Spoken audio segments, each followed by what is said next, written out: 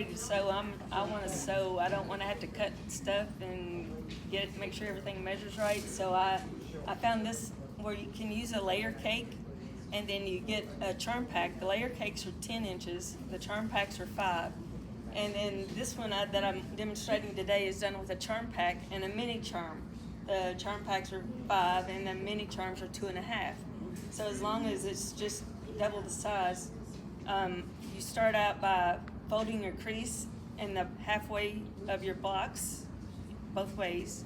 So then when you have them marked, then you match up the cross sections where you got it centered.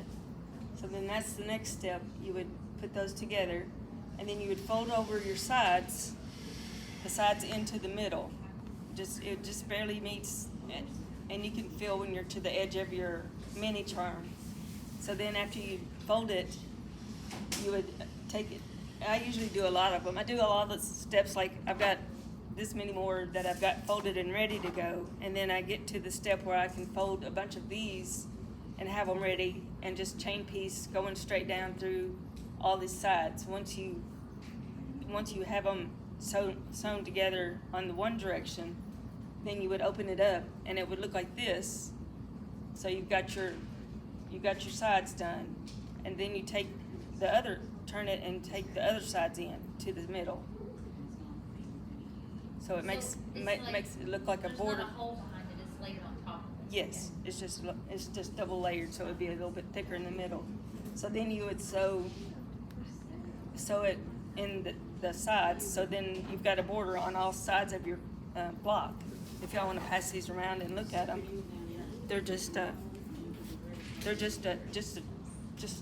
4 straight lines. But it looks like you have pieced each The borders, yeah. So that's just about all of it. I mean, this is done with a layer cake and a charm. And then Elizabeth did this one, and she's got a sash between. Mine I'm going to try to do on point with a sash between. So that will be some cut into that part, but just the block itself is, you just make it. You can even sew them together like this if you want to just do like a 9-patch, or just a quilt without sashes. You can sew them together and have a baby quilt or something. The layer cakes obviously would be bigger, but I had this charm pack and mini charm that matched, so I wanted to see what it would look like. So I think I'm going to try to do it on point just to make it look a little bit different. But it is as simple as just marking the middles and you ironing it to where you can, and then pin both sides and sew it together. And then that's about all it is to it. It's just really simple to do. But it's fun to do. It's really addicting when you get going and you get them all pinned, and then you can go, like I do it, chain piecing all of one side, and then I cut them apart and fold in the other sides and go down those, and then your blocks are done. Like I've done this stack of blocks in no time. So, and it's like 42 blocks in a charm. So you'll have 42 blocks for a quilt size, just doing with just this. So, but there's 6 another, minutes. you can do a flower pot.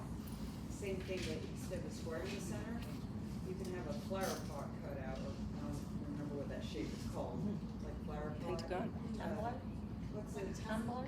Tumbler. Take tumbler and do the same thing. Take a bigger piece of fabric, put behind it, and you still got 4 straight sides. So you just do the same technique, and you'll have a flower pot, and then you can applicate a flower in there or whatever.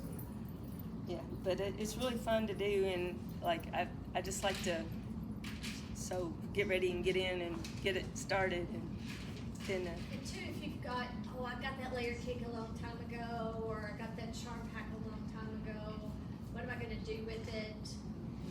yeah, There you go. you can come up with any other kind of backing that you want, and just cut 10-inch squares out of material that you do have.